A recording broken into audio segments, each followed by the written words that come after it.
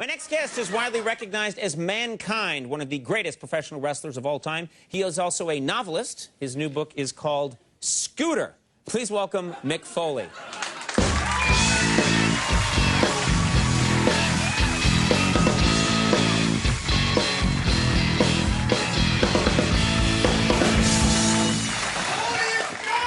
I think they were laughing. No. Have you met Tony, by the way? When I saw Tony, I thought he's here to see me, I want to see right? those two fight. Yeah.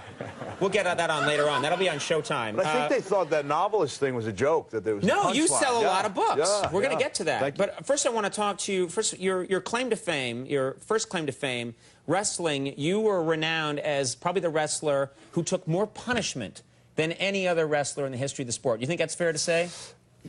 yes, Yeah, very accurate. And it got to the point where your fans probably just felt you don't feel pain. Yeah. Is that the truth? Well, they've been prompted a little bit by the announcers over the years. Is that he loves it. Look at him. He's got a smile on his face. Yeah, it was true. The fans apparently did a good job. They thought not only did I feel it, that they kind of loved it. And right. I realized that maybe that was a better identity to have when you're 19, that as you approach, your mid-30s and you're still the guy taking the punishment, that there could have been another way to go. Did you ever have fans who just misunderstood and they'd see you somewhere and they'd think, oh, watch this, and they'd smash you over the head with a television or something? Nothing that extreme, but I've had people like see me as I'm like struggling to get up a flight of stairs going, you love pain, and I'm like, arthritis rocks. Arthritis is so sciatica fun. Rules. Yeah. What's your most embarrassing mishap in the ring? Anything where that you relive in your mind, like that was a bad moment? Well, I don't know if it was embarrassing. It certainly was painful. I'm thinking of pain, embarrassment, same thing. WrestleMania 20 was at that time the biggest match up in history. The biggest night in wrestling. We were in the main event, the Big Show, Triple H, me, and The Rock. So all of you guys fighting it out. A four-man elimination match. The Big Show was already out, and The Rock and I were ganging up on Triple H, and The Rock had Triple H on a table, holding him, and he wanted me to jump. I like how you could bring furniture into it. Of course it's supposed to be wrestling. I had him up against a water cooler. I drove in with a tractor. So anyway, so what are you supposed to do? I went up to that second rope, and I was going to come out off the second rope onto the table with the big elbow, and I'd done it like in '96. But that was, several years earlier when I was a younger, healthier man, and I remember looking at Triple H thinking, man, he's a long ways out there. But I took the plunge anyway. I missed by about 2 feet. So instead of catching Triple H with the elbow, I caught my sternum on that table, which didn't give it all. It was like built like a brick. And my family was in attendance. This was my retirement match. We were in Anaheim, so the whole plan was to go to Disneyland the next day. And here we are, biggest match, the biggest card, biggest night in wrestling, and I'm laying on the ground. I think my sternum's broken, and all I can think is, I'm not going to make it to Disneyland. I'm not going to Disneyland.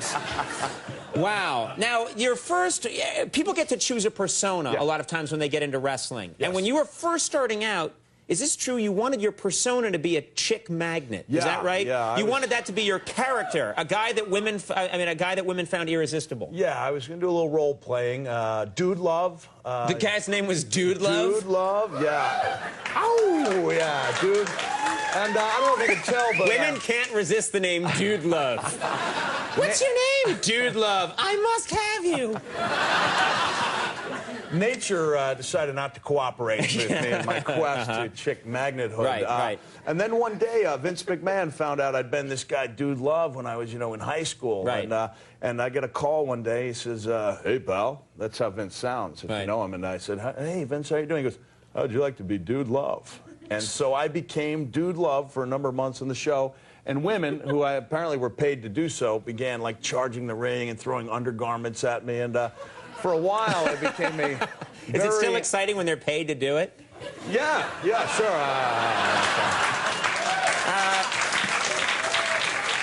Leave it alone. Leave it alone. Now you're getting back in. You retired, but now you're getting back in. Sure, you're going to be on the WWE. Is your wife upset about this move? Yeah, my wife, she began to dread the wrestling because I was taking punishment and the knees and the head injuries, the back injuries. But I found as time went by, she liked it less and less when the checks stopped coming. That there was a correlation there. And so she realizes I'm not going to take a lot of punishment doing a couple of big matches a year. So we're looking forward to it, and so is she. All right, well, take care of yourself. The book that you've written, a novel, it's about baseball. Is that right? Scooter. Yeah, that's right. All right. And you are also writing another book, another novel. Yeah. And what's that going to be about? Well, all my books are done with a first-person narrative because I started out doing memoirs. So I just try to get myself in the feeling, you know, almost in the zone where, in this case, you know, I felt when I was writing that I was that, you know, teenage kid growing up in a tough section of the Bronx in the 60s. So it'll be the same thing with this next book, except instead of being a kid in the Bronx, a white kid in the Bronx in the 60s, I'm going to be a black woman in the segregated South in the 50s. So you're writing, you're the first-person narrator, and you're going to write in the voice of a woman. Indeed I am, yes. Indeed I am. Good, I like it. It's a small price to pay for getting on Oprah. That's right, So, she'll love the broken sternum story, if Oprah's out there, you know.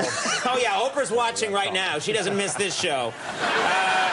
The new book, she's riveted. Yeah, she TiVos it. She never misses it. The new book, Scooter, is in bookstores now. Mick Foley, always a pleasure. Thank you. Good to have you on the show. We'll be right back. Stick around.